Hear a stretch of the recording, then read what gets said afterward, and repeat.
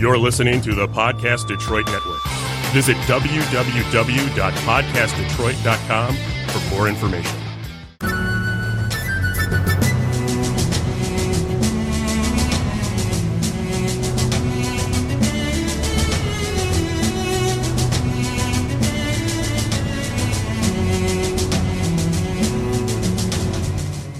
Hello, friends. Welcome to episode 21 of Storyteller Conclave. This is a show all about helping you run the best tabletop role-playing game that you can, whether you're a new storyteller or dungeon master learning the craft, or an experienced storyteller looking to take your game to the next level. I am Sara. And I am Rob. Rob, we're on show 21, buddy. 21? Our show is like old enough to drink, kind of, like if you count it in shows and not years. Legal drinks! I know. Line up the shots. Shots. Shots.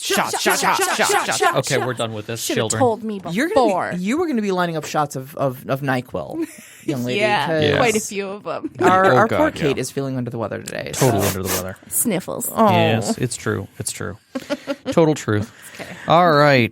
Before we get too rolling here, I've got to get open our chat window here because live show chat? we have live show chat and people will be chatting with us, I don't know, some of our Patreon members, which you can do. So if you're listening to us recorded, you can listen to us live, but the only way to talk to us is if you join our Patreon group.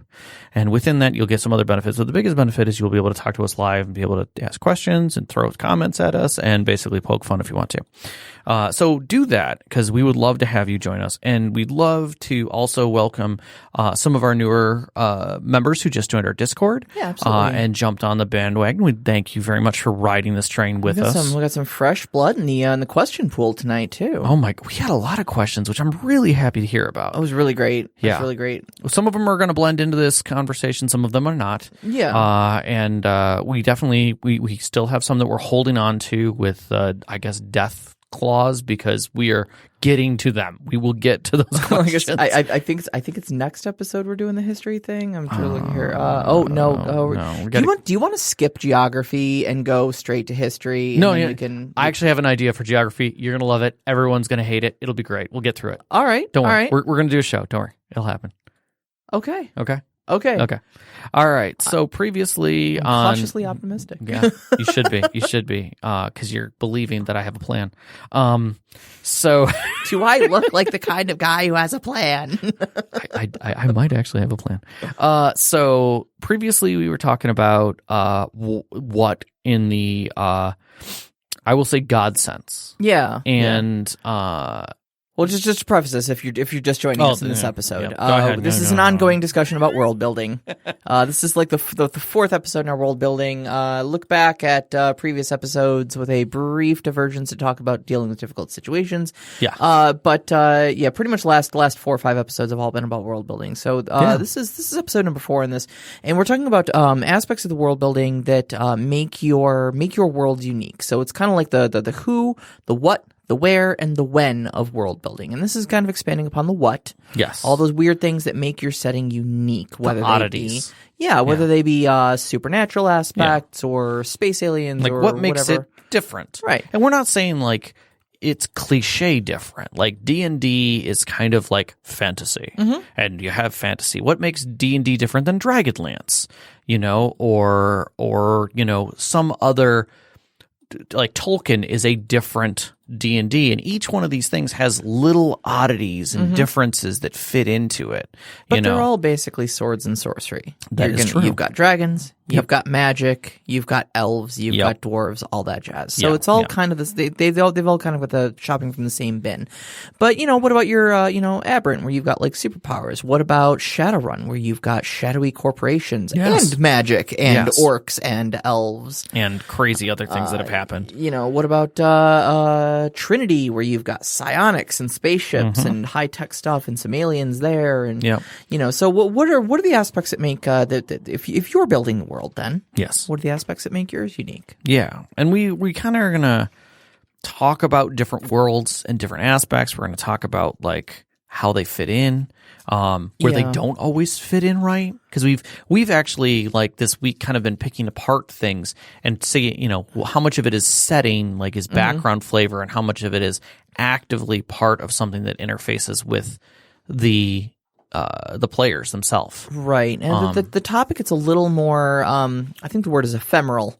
A little less solid at this point, because honestly, the unique aspects of your world can be literally anything. Yeah. I mean, really, anything that is not naturally occurring. I mean, hell, even stuff that is naturally occurring, but just maybe taken to an extreme level that it becomes a thing. Yeah. I mean, if you take a look at like the world building, let's. I'm going to grab a weird movie that we didn't discuss. Sure. Okay. If you look at the movie Legend. Okay. There's a lot of elements that make that world. It's a setting. Mm-hmm. It's, you've got kind of a typical fantasy setting where you've got like a princess who's hanging out in the woods with a bunch of commoners. And then she has this kind of woodland ranger boy who knows the woods better than anyone else. And yet he doesn't even totally know about the fae that are living there. Mm-hmm. But he is aware of these mystical creatures, these unicorns. Now that seems tropey to me. If you look at like, hey, I'm looking at D&D. Is a unicorn a thing? Hey, it's there. It's in the monster manual. It's not really discussed. Sure. But in this world, it is unique because this one controls whether the sun freaking rises. Yeah. Like, that's kind of a serious setting. That's an oddity. That's an important note in your world building. That's right. Right. Now, the players aren't playing unicorns and probably won't interact with them, but that's may interact with them. In this case, they did. Sure. They murdered one. We just had a whole episode about gods. Yeah. And one might make an argument that unicorn serves essentially as a god in this world building. Very much so. And so when you're crafting your world around something like that, it's an important thing to take into note. Yeah. So thinking of things like that, where they are elements within your world that aren't necessarily part of the plot. They can be, but they are necessary to create the setting and make it different. Yes, exactly. So. Just knowledge that these things exist can alter the can alter the setting around them. Yep, very much so. So what are some common things? What are some common things that we throw into multiple settings over here?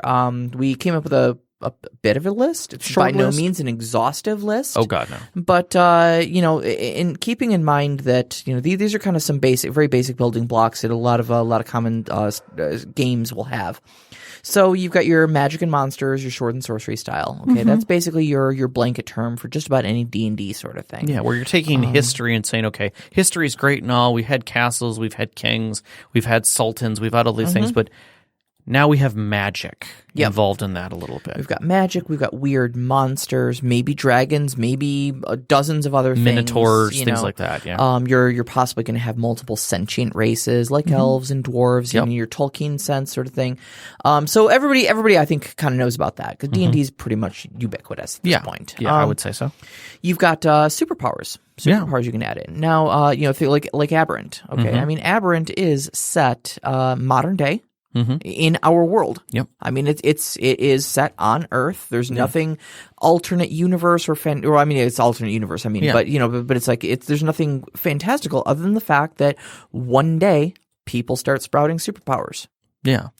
But that's the supernatural aspect to it. Okay, that's the thing that makes Aberrant unique. The one break from our world. Yeah, and I think it's different than the entire world being super or being weird. Where that's not really the oddity. Yeah, it's several thousand out of the 7 billion people on our planet. Right. Like TMNT kind of had that in the original where you had these unique things. Yep. In this case, it was, there was multiple ways that you could have gotten to that power set, some of which could be, radiation, treatments, something crazy. You were a science experiment. Exactly. Yeah. But you were gaining a super ability.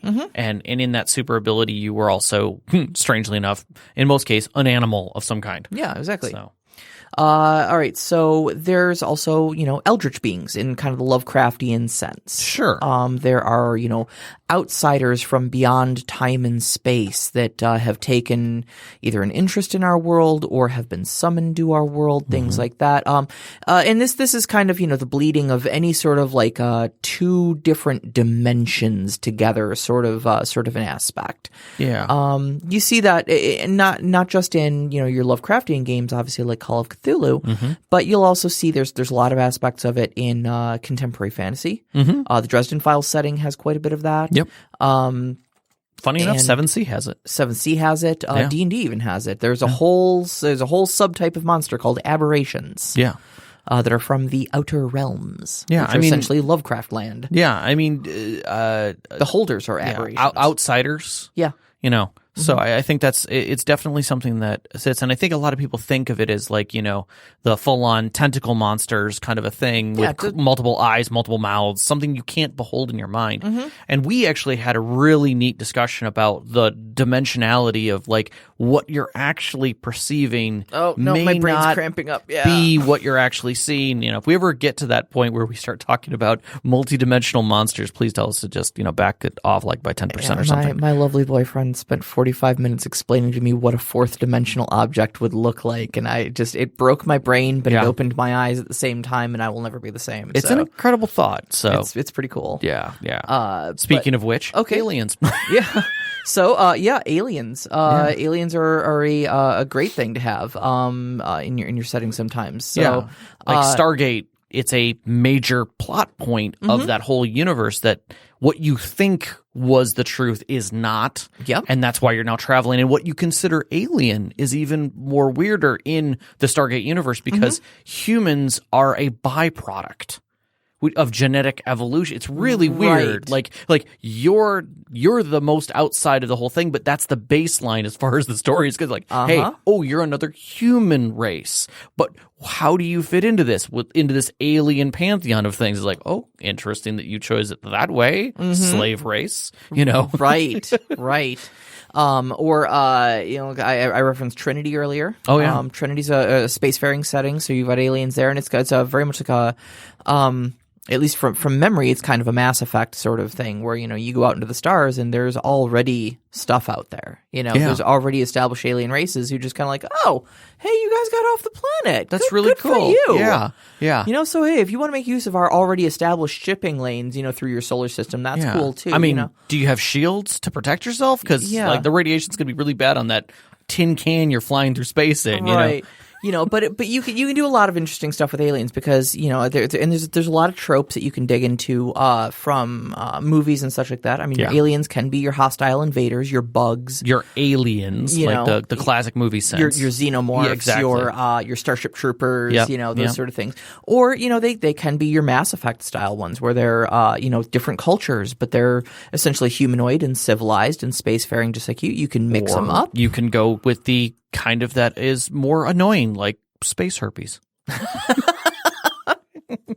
You can just say Jar Jar. You can just say Jar Jar. It's okay. Actually, I was going for ice pirate space herpes, actually, but I was going really, really low on the totem pole there. So, because like when you get into the like Buck Rogers type world settings where everyone is humanoid and they all kind of look the same, the aliens are really weird looking, and really otherworldly and crazy. So there was an Asimov story that I loved called By Jupiter. Okay. And it was B-U-Y. Okay. As in purchase. Purchase, yeah. It was by Jupiter. And the race of aliens in that particular short story, it was only like 4 pages long or something like that, were gaseous. Okay. And that was where the major communication disconnect came in because they were gaseous and they did not understand the motivations and needs of corporeal creatures such as ourselves. There was a negotiating snafu that took place between us and them, and that spawns the conflict in the story. So, I could see that. Yes. But you know, don't let if you are going to add aliens or space travel or high tech stuff like that into your setting, you know, don't limit yourself to just like, they're obnoxious bugs or they're you know, humanoids with rubber masks. You can do a lot of cool stuff at the tabletop that isn't limited by a special effects budget. Exactly.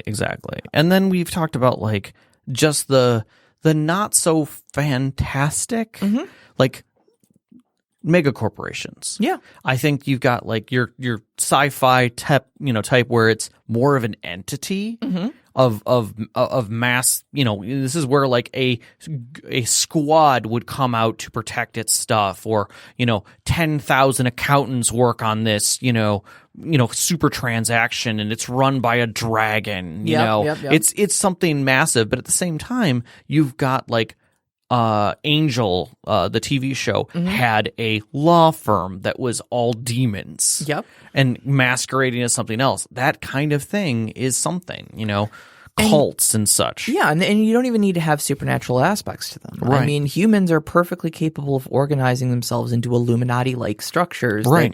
that, manipulate things from the shadows. So maybe that's part of your setting. Maybe your setting is literally just our mundane world with our current level of technology. There's nothing weird about it, but there are shadow conspiracies. Yes, everywhere and secret societies Yeah. and all kinds of crazy stuff. That can be a great thing to add into your like if you're going to play a high intrigue setting or something. Definitely, like a lot of social. that. A lot of social. Yep. And then you have like things, actual materials. So like maybe you have unobtainium that's lighter than gravity and floats. Yep. Great. Now suddenly you have airships. Exactly. You know? Exactly. Or you have literal places that are evil, like just inherently pockets of evil, like unexplainably part of the world. I briefly ran a homebrew game. Okay. It's just because I couldn't get 4 adults together on a regular basis enough with lives and get jobs that. and kids and whatnot. There's always times like that. But the setting was modern world. But the apocalypse had essentially happened. Okay. And it was that essentially the D&D manual of the planes was more or less correct. There was a fire plane and a water plane, and heaven and hell were essentially elementally correct in that they were places of pure goodness or pure evil and whatnot. And at certain points that were closely attuned to those areas, hence like out in the Mojave Desert, there is a portal to the fire plane because Makes it's sense. the middle of a desert. Yeah. And, one day in Tempe, Arizona, fire elementals just start spilling in. Sure. And the whole world starts unraveling at the seams, and the PCs were part of a squad that essentially was the last vestiges of whatever was left of the U.S. government that was essentially trying to fight back against these things. Sure. And, like Detroit was a portal to hell, essentially. It was just overrun with demons and whatnot, and like they had to like go out from the suburbs and into Detroit to. Somehow I think that would have been Chicago. I don't know. But yeah, I mean, that was some world building I've done. No, That that definitely fits. It definitely fits. So there's a couple of reasons, like, okay, so yeah, you have these oddities, but how do they fit into the story? Why are they there? Right. Are they there because they're a resource? Like in some worlds where like literally races get created for a need. The Urukai were created. Yep. You might have, like in the case of humanity and Stargate, they were slaves. They were a slave race, and they were bred and built to be slaves, to be able to just be relatively quickly produced, and put out there. And you can definitely do something like that, or it can be a resource for other things, like in the case of airships and unobtainium and that kind of thing. Sure. Or genetically important things, or like ooze in the case of TMNT. Like it's something that is there as not a MacGuffin so much, but kind of that it pushes part of the world plot in a direction. Right. It's not necessarily a MacGuffin, because a MacGuffin is more something that moves a plot along. Right. But what it is it's like a world MacGuffin. That's what I say. Like that pushes your entire world building in a direction. Correct. Yeah. In the case of Shadowrun, like the Great Ghost Dance that changed the world literally and created goblinization, like that event and that effect that across that world was part of that changed the resources and what happened there. Yep. And then in that you have history. So just like that, there was a whole history of events that occurred that eventually created goblinoids on Earth, and then the elves coming back out, and the resurgence of magic and bringing dragons back into the world. Yep. Like those types of events. I was just in Chris's game, and he had done it so that the moon was shattered. Oh, and wow. because the moon literally turned into a shattered bit that became a ring around Earth changed. Oh, yeah. Like gravimetrically we changed, poles changed, access was slightly off. He went into great detail of like now there were zones around the meridian belt that were different because now you don't have a moon protecting you. There was a book. There was a book that I saw at one point. And I never got around to reading it, but it was literally entitled like "The Day the Earth Moved" or the Moon Moved or something like that. And it was just about how the lives of people were affected when the moon moved like twice as, like it halved the distance between us and and the planet. Like and that was it. Yep. It's just much bigger and closer now, but holy cow, did it shift things for people? And it just it reminded me of that. I'm sorry. No, that's very much thing. But it's a neat aspect of world building. Just something as simple as just change the moon. Yeah, it's amazing what it'll do to your existence. So one of the things that we always want to completely come back to is consistency. Yes, you want to be consistent so that if it's in your world, it's in your world. You're not going to say that this suddenly went away. Does it change? Does it evolve? Sure. Does your plot evolve it? Maybe. That's great. But the real key is you need to know certain aspects to keep that consistent. Like, how does it work? Exactly. And that's the big thing, because there's nothing that makes something feel literally shoehorned in, like when your world doesn't react to something supernatural. Happening, There are aliens. Well, great. How has humanity changed because of the existence of aliens? Oh, we really haven't. We've just gone on, but now we dink around in space. What? Like how did the existence of aliens not massively shift everything for us? Why are there not organizations or spacefaring things? Why are half of us not trying to go to war with the aliens? Unless your whole story is about the fact that story is a lie. Yeah. That yes, I work for the, United Marine Corps of Earth, and I'm out on Mars. I've been born on Mars, and everything's hunky dory. We're now spacefaring people, and it's like, and the real thing is that Earth sucks and is at war and is, horribly against the aliens. But in Mars, you don't know that because those signals get cut off and you don't get that information. You get that everything is A-okay. A-okay, yep. But somehow your ship just crash landed on Earth with all this alien tech and the whole world hates you.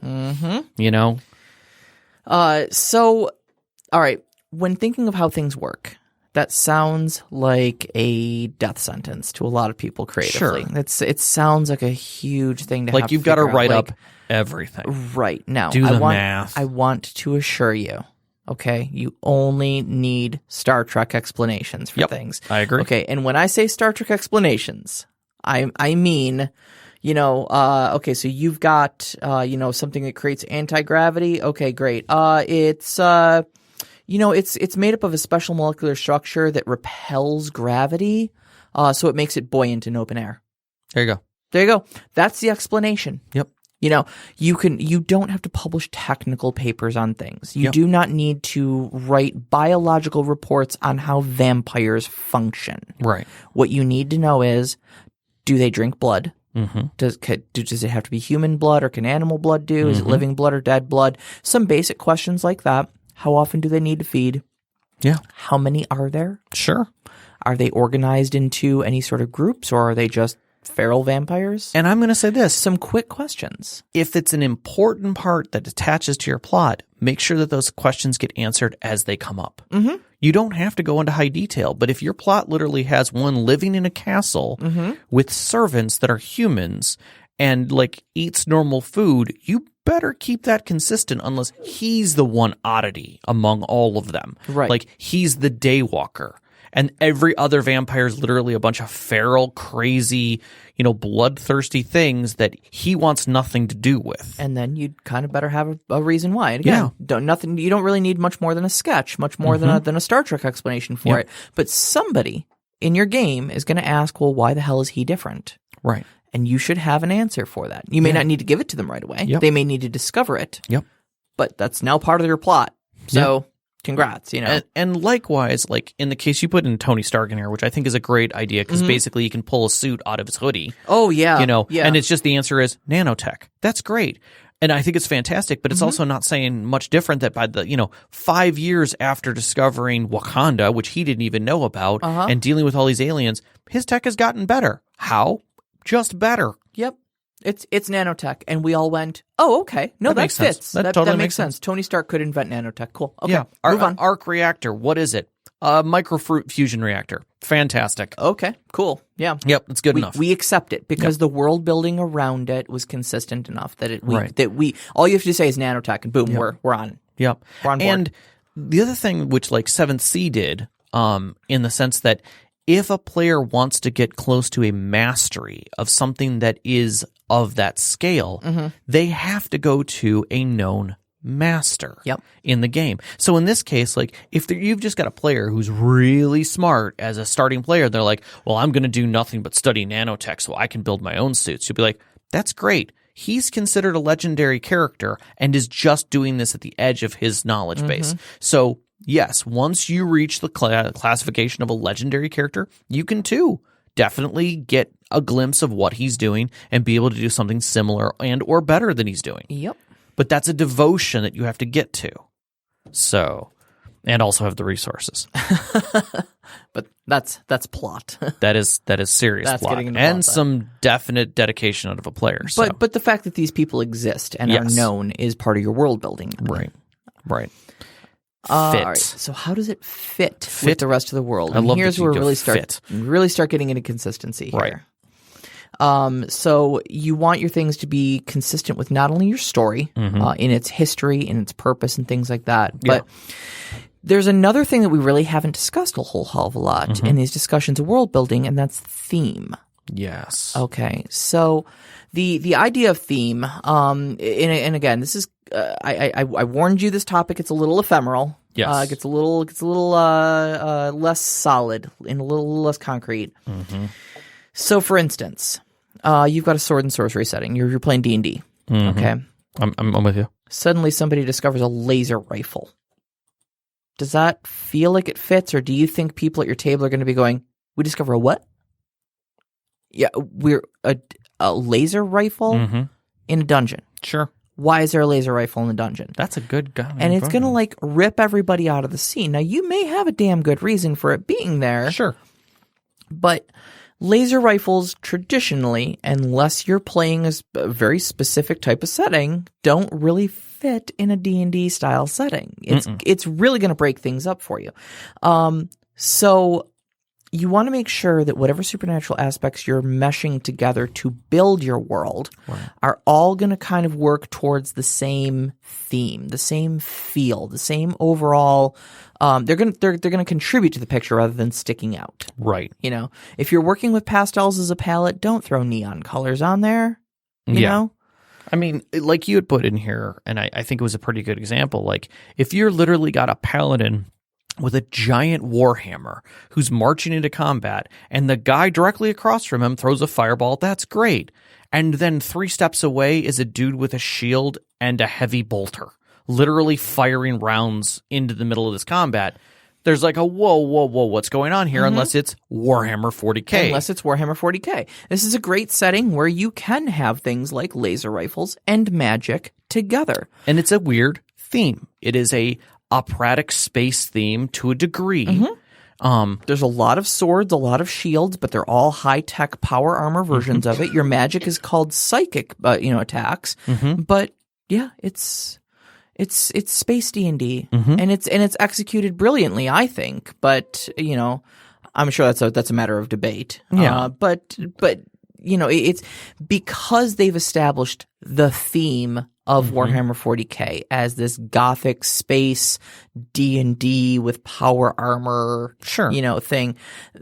They can get away with laser rifles and magic in the same setting. I agree.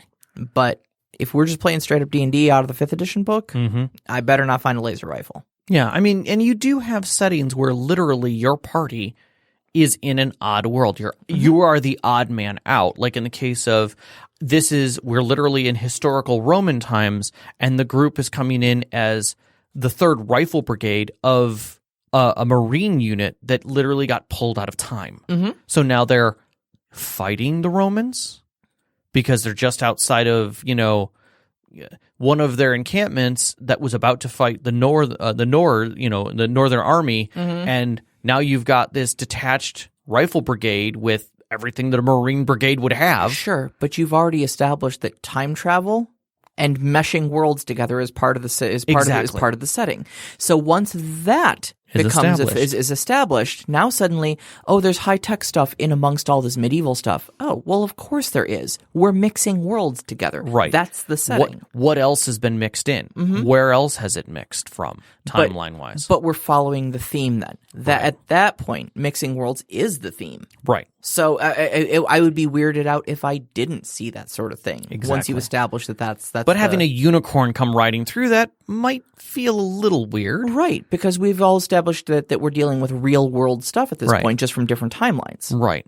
Unicorns aren't real-world stuff. So now the unicorn is the weird thing out. Correct. Why do we have a unicorn, You know, and come to find out it's a future prop. But it still doesn't seem right unless that unicorn literally comes into scene, gets shot, and falls apart as a robot or into shards of, some nanotech that reforms a smaller unicorn. Okay, now we're getting close to what we're dealing with. So again, consider how it fits into this theme and into the world, and then be able to explain it. Yep. To yourself, at least. Do the rubber ducky test, with it. And keep in mind, too, that none of your elements, like I said before, exist in a vacuum. Right. Okay, your world will be changed by every single one of these supernatural elements. So we brought up the concept of a metal that's lighter than air. Okay, so now you've got airships. That's why you added it. You're like, I want airships in my setting, so what if there was a metal that's lighter than air? That's cool. Sure. Okay. What else can be made with that metal? Are there other things that float? How have airships changed the world around them? Now you've got airships, and that's great, but how does that change trade? How does that change travel? How does that change immigration? How does it change warfare? Yeah. Be prepared for that.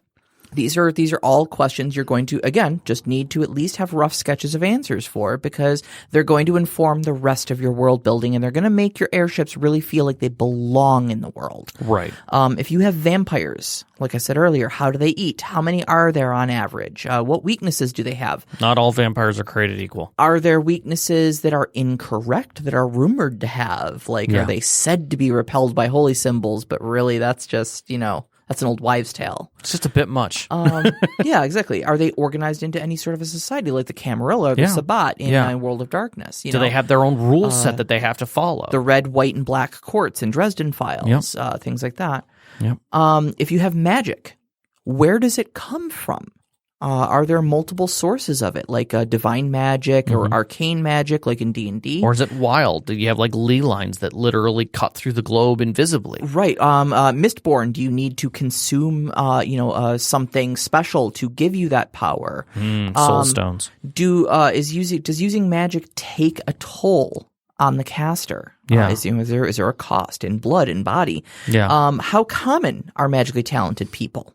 Yeah. What's the upper limit of what magic can accomplish? Is it just lighting candles at the snap of your fingers, or can you drop flaming mountains on people? And we're not saying that you have to keep asking yourself questions about it till you eventually get all the answers, but you do have to be prepared to answer those questions and then consistently have those answers available. Exactly. And understand that they are affecting your world. Right. So if you come up with something, a MacGuffin, because you needed it for what you were doing, just be prepared that now that is a thing.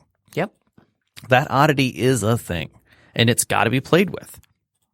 So. And you've established that thing can happen. So if your PCs try to make another thing happen, or look for other things like it, you got to come up with some reasons for why there are or are not other things like that, et cetera, et cetera. Yeah, we ran through a pretty long discussion on the thread when it came up for a certain story topic that someone had in regards to keys to lock away a god, and that now these keys were spread out. Great. You created something odd in your world.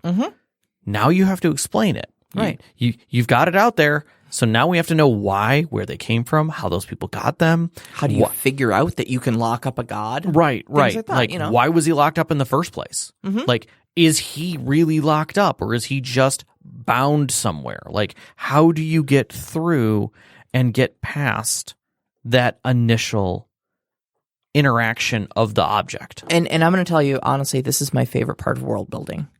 Is sitting there and just going, that's a cool idea, and just asking why a billion times. Yeah. And just brainstorming it, while you're in the shower, while you're sitting on the toilet, while you're driving to work for 45 minutes and stuck in traffic, just, put the music on low and just think. And just let your brain walk around that concept and just think, what if I look at it from this angle? What are the implications here? What are the implications there? And I've found, at least, examining my own story elements, there's a lot of really great times where I've gone, wait a minute, hold on a second. I just realized halfway home from my drive to work, that I've been looking at this all wrong.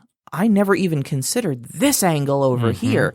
Oh man, if that were a thing, and then suddenly that whole idea blows up into a really great plot surrounding it, and there could be these evil guys going after it, but and I have some great brainstorming moments. So favorite thing. Be careful with the just because answers. Yes. In your own mind. Yes. So you should just because is a bad answer. Yeah. It's a bad answer. And at least have the roughest sketch. Yeah. At least have the roughest sketch. Yep. All right. So you had one more thing in here, and it has to do with Overwatch's question. Yeah. Overwatch was asking whether we've got kind of a Hall of Fame and Hall of Shame of consistency in settings and stuff like that. So I don't necessarily know that I've got a Hall of Shame, but we did jot down some notes on Hall of Fame. I would say so. In talking about what makes settings unique and such like that, I figured this is a great place to answer this. Go for it. All right, so I've talked about it before. I will talk about it many times again. One of my favorite settings is Aberrant. The thing that makes that setting unique is it's our world, but suddenly thousands of people have superpowers. So why? Why do suddenly thousands of people wake up with superpowers one day? There was a scientific experiment that happened. There's a long answer to this, but we've only got so much time in the show. A scientific experiment basically that tapped into the potential of creation itself. That causes an explosive flood of essentially potential energy is a real thing, but like raw potential to be. Unformed fate, essentially, pours into the world. And there are certain people who are sensitive to that and erupt into what we call novas in this setting. Setting is low fantasy other than that. The game explores real-world implications of the sudden addition of superpowered individuals.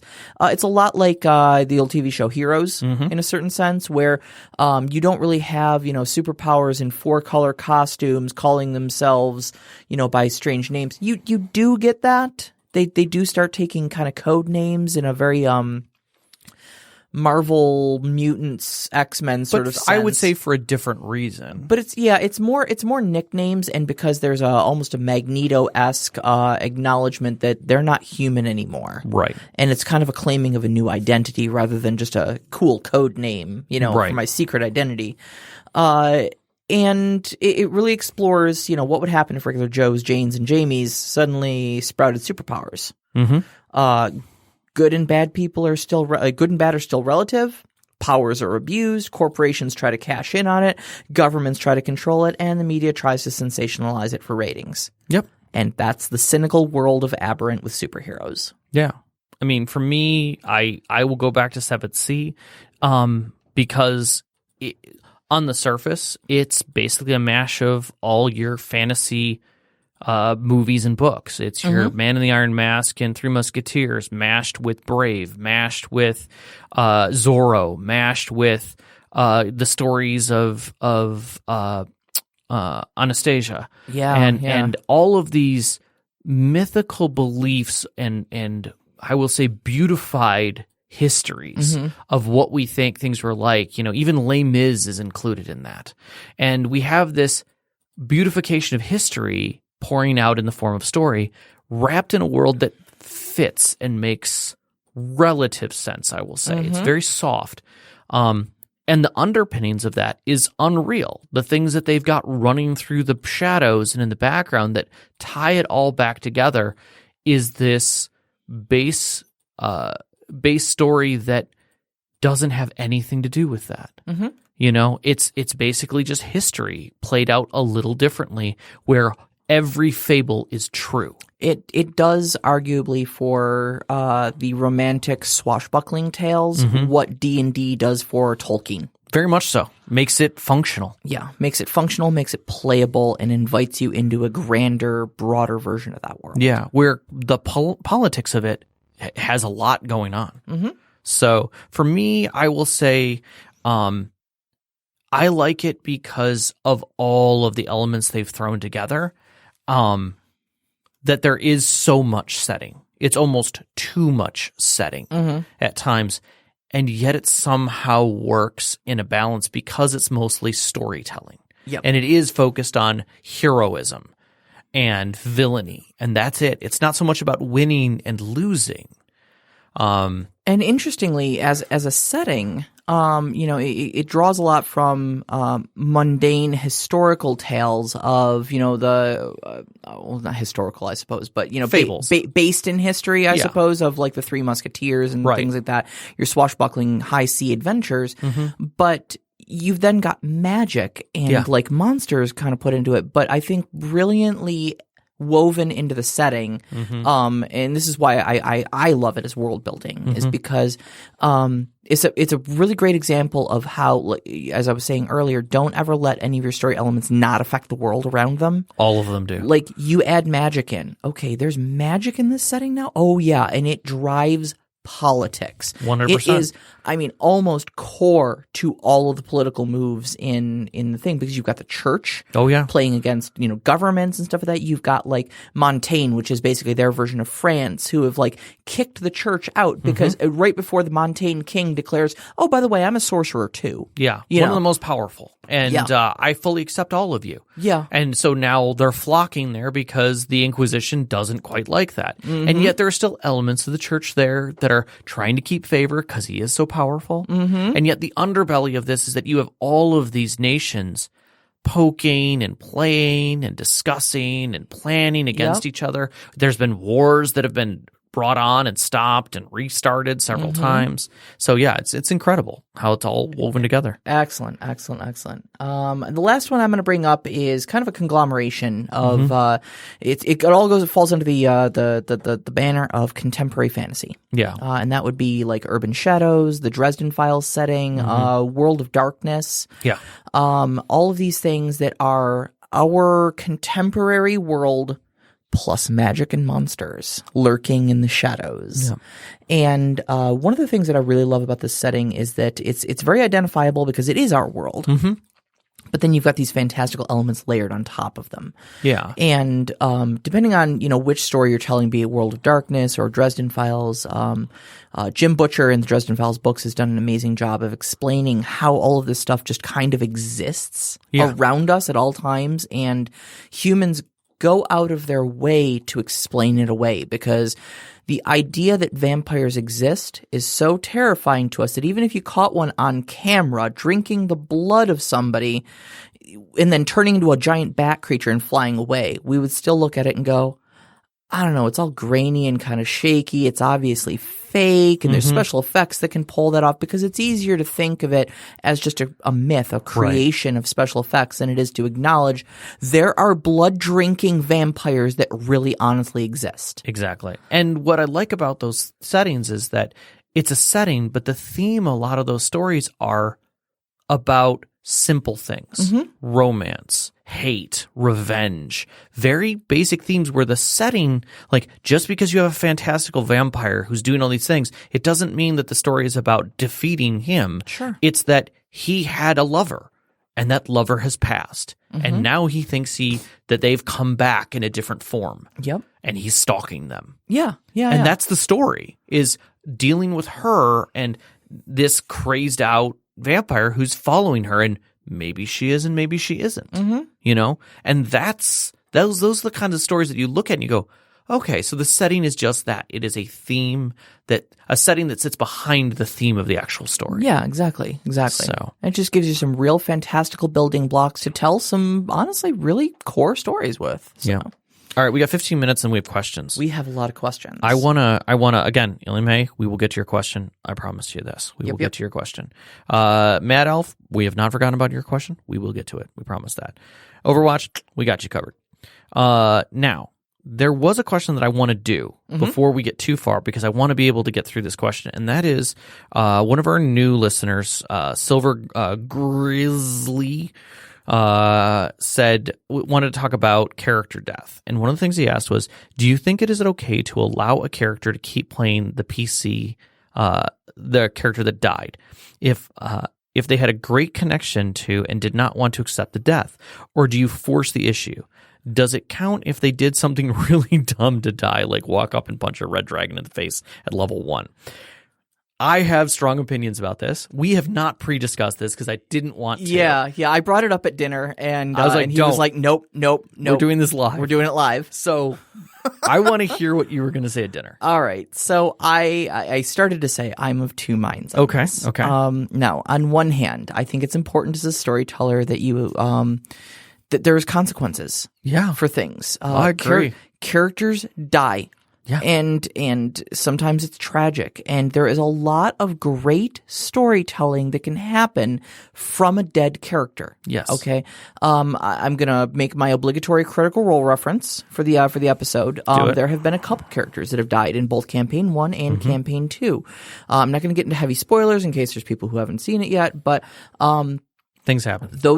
Those characters' deaths motivated greatly the other PCs in the group in ways that honestly you wouldn't think. I mean, it's not just your simple stuff of like, I want revenge on the guy that killed him. Right. I mean, obviously that was a thing. Sure. But now that he's gone, I really remember what he said to me that one time, that one really insignificant line, but it meant something to me and it changed my character. Right. You know, that sort of thing. And now that he's gone, I feel like I have to live up to that. Right. And so your character arcs for your surviving PCs are forever altered for it. Yeah. Maybe have a funeral for that character. Maybe, you know, there's a lot of great plot you can do out of death, and death does not I feel like it's a missed opportunity if you don't acknowledge it and allow it to happen. Right. Second off, I really think that you're also telling your players that there's no consequences for their characters, and I think that cheapens a lot of the danger. I agree. And I think some settings, it is very impactful. Like in 7th Sea, if you die, there's a reason why you died. Mm-hmm. Like it literally says in the book how a character should or should not die. Yeah. And it's very clear and cut about that.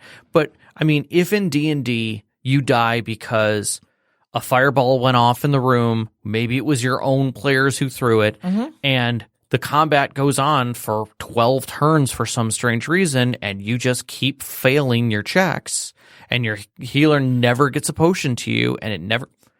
Like, did you die under bad terms? Yeah, I think under that situation, I might make an exception. I might be like, okay, let's roll the fact that, you know, the players got through the scenario and maybe they moved on. Nah, you got healing spells, you got clerics, you got... Right, but literally if your party did nothing to try and heal you, and you literally just died like 9 or 10 games in, and out of just sheer dumb luck, and a lot of avoidance by the other players, like, yeah, maybe that character died.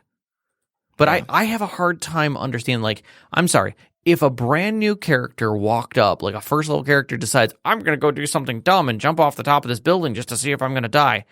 First off, if you actively do something stupid and the DM is just like, okay, you know, you guys are jumping between rooftops. You realize you're 30 to 60 feet off the ground. A fall will kill you. I'm making it very clear what the consequences are here. No. We've got to do this. We've got to get away from. Okay, keep making checks. Okay, and you failed your check because you're not very dexterous. You're a mage, and you fall. Okay, so how do you want to play that off? Well, probably as a storyteller, I might make that person be unconscious.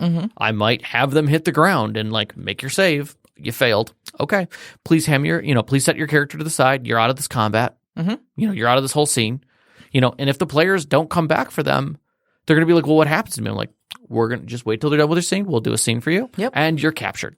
Or you're somewhere else, you know, and there's consequences for those actions. There's always consequence because consequence is important. If there's no consequence, then there is no loss. It's just a feeling of being invincible. Yeah.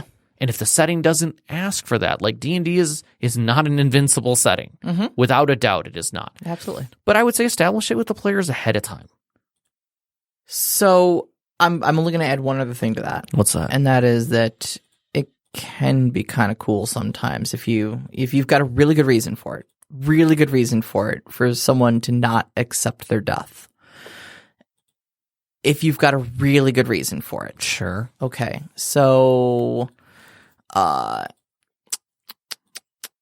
let's just say one of your characters gets vaporized in front of his true love or something like that, or dying to save her or something, some real heroic Steps way in front of a bullet kind of a thing. Sort of thing like that. And your setting allows for things maybe like ghosts or revenants. Sure. I definitely think it would be it's a discussion with the player. It's definitely something that is absolutely storyteller purview. But if you think you can do it in a way that would enhance the story, I've got no problem with it. All right, but I think it should be rare. Yeah. And I think it should be very special. Yeah. And I think it should come with a lot of strings attached. Sure. I would still say that they probably should roll up a character. Yeah. But I would say if they want to do cameos with that character, you would control when they drop in. And I think it would be important moments. Yeah. So, all right. Do you want to do Mistress? Just so we hit all the new ones? Yeah, I do. Give everyone their chance. Yeah, absolutely. Do it. So Mistress asks, do you use multi-pantheons in your world or worlds? And if so, how do you manage them? Do you use all the gods or goddesses or just pick and choose? So I typically use established settings that have their own pantheons to them. So like we played Forgotten Realms. Forgotten Realms has its own pantheon. Yeah. I've done a homebrew setting. I wrote my own pantheon of 9 gods for it. I have not dipped into multiple different pantheons for a setting. I did for I'll say it for my D&D setting. I built a custom setting and I did dip because I was doing a multi-world where players came from different worlds. It was a multiverse. Yeah, a multiverse. Yeah. And so in that I did, and realistically I will say this. You should have in your mind how they're interacting, but unless they're acting members and they're part of the story, just have a side note. Yeah. You don't need to actively think like, oh, well, what would this god do if this god was doing this thing? And then now the players are wanting to worship this other god. Are they now involved? Great. Make up a reason where they're involved and how they're involved. Yeah. Until no different than NPCs in a town. Until they become part of the story, they're not part of the story. How many people are in the town? 250. Great. How many people did the players actually deal with? 3. Yep. How many of them have name? Probably 6. Because they know one of the guards. They don't interact with him, but they got his name now. They talk to the innkeeper. Yep. Bob. Yep. Who told them about Fred and Lord McKellen. Yeah.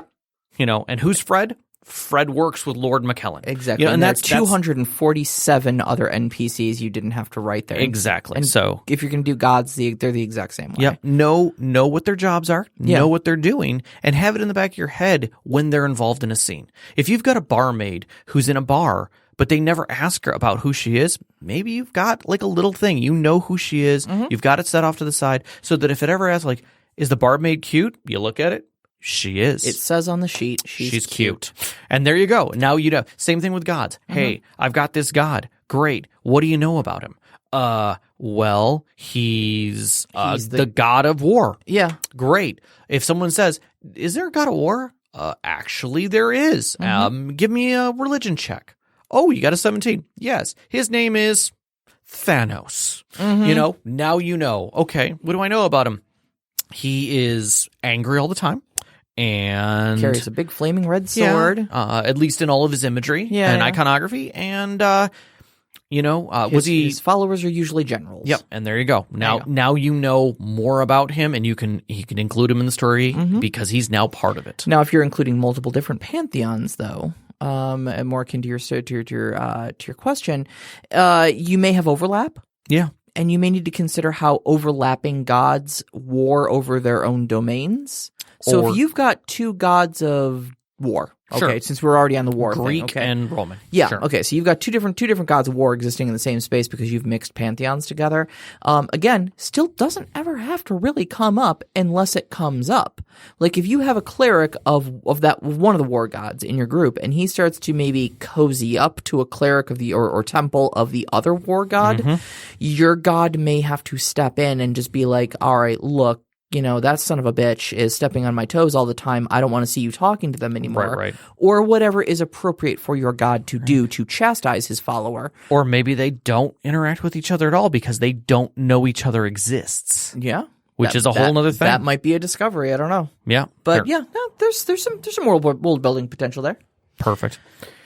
So, okay. So now let's see here. Let's jump because we kind of did something with Overwatch earlier with answering his question. Technologist just got a question here. Yeah. How do you keep the more unique elements from becoming too gimmicky? Gimmicky is such a funny word. Yeah. When you're talking about storytelling elements like that. I think gimmicky gets gimmicky when it's thrown in that sense. For instance, if I'm like, all of my, xenophobes, all have mouths that have mouths within them. Xenomorphs. Yeah, xenomorphs. Thank you. I don't know what my brain was going for there. But anyways, all of them are like that. And they move exceptionally fast and come in unbelievable numbers. Okay, that's a little gimmicky. Or all zombies, like everybody will always be a zombie and the zombies will always crawl, except for big ones, which always explode, Like, if that's the way it is, like you're literally grabbing random elements out of other stories and throwing them in, I think that can be a bit gimmicky. At the same time, is it appropriate for the theme? Maybe it is. Maybe. I think to expand upon that, it's really all in how you tell the story. Yeah. So I've jotted a quick note down for myself here. The Codex Alera series by Jim Butcher. Sold particularly well, very highly rated, and the entire series came around because somebody in some forum basically told him he couldn't write a good story based on shitty ideas. Okay. And he went, no, you can write a good story based on anything. Go ahead, hit me with a couple shitty ideas. I'll write a story off of it. Oh, wow. And the two ideas they said is Lost Roman Legion meets Pokemon. Go. And he wrote the Codex Alera series based off of it. And apparently it's amazing. I've never read it myself, but he makes it work. And so, I mean, you want to talk about like Lost Roman Legion meets Pokemon. And this guy writes a best-selling series off of that. Yep. It's all in how you tell the story. It's all in how you present it. And a lot of it comes into weaving it into your world and making it work there. The more integrated you make it in the world, the more you make the world around it react to the thing, the less gimmicky it's going to seem. Yep. I used the example earlier of throwing a laser rifle into your D&D dungeon. Well, if you've established that this dungeon or this entire world was built upon the ancient ruins of an advanced civilization, Yep. now suddenly that laser rifle starts making a lot of sense. Yep. It does. All right. We're down to 2 minutes. I'm going to try and squeeze one more in here, only because I think it fits, and that's Mad Elves. How do you introduce fantastic elements into a story that didn't start with them? Why might you do this? In my personal opinion, if you need a fantastic element that you're throwing in, make sure it's clean, that you know everything about that fantastic element and why it's there. Yeah. And it has to have impact on the story. It has to be tied to the story. If you got the Holy Grail and they weren't looking for the Holy Grail, they stumbled across it, it better be important to the story. And then it has to feel integrated. So you have to know why it's there. You have to know who got it there. You have to know when it was created. You have to know why it was created. All those things have to feel integrated already into your world so that it fits. And the only reason I say you might do something like that is if you might feel like you need the plot. Maybe you need the story to go in a specific direction, and you need something fantastic to get there. Yeah, I think also if you're running on a theme of like discovery, if that's the bent of your story is you want like a zeros to heroes story where mundane people who live regular lives start discovering that their world is bigger and broader. then I think that's a great time to start throwing in fantastic elements as curveballs. All right, well, that's Kate telling us that you can find us on Twitter at st_conclave and Instagram st_conclave. Please check our link through our Twitter to Discord and join us for our conversations. This next week, we'll be talking about geography. I want to thank all of our Patreon members for helping support the show, especially Knox in a Box. Thank you for everything you guys do, keeping the show going, supporting us. Our intro music that you heard earlier is Beyond the Warriors by Gee Frog. Yes. And our outro music is Only Our Footprints in the Sand by Midair Machine. You can find all this on freemusicarchive.org. We record every week at Podcast Detroit. You can find them online at podcastdetroit.com, on Twitter at Podcast Detroit. And a big shout out to our slightly under the weather engineer, Kate. Who's still keeping us along. Hope you feel better. Thanks to our families, Sean, Vicky, thank you so much, and all of our friends, and of course, our listeners. We love you. Thank you. Good night. Good night.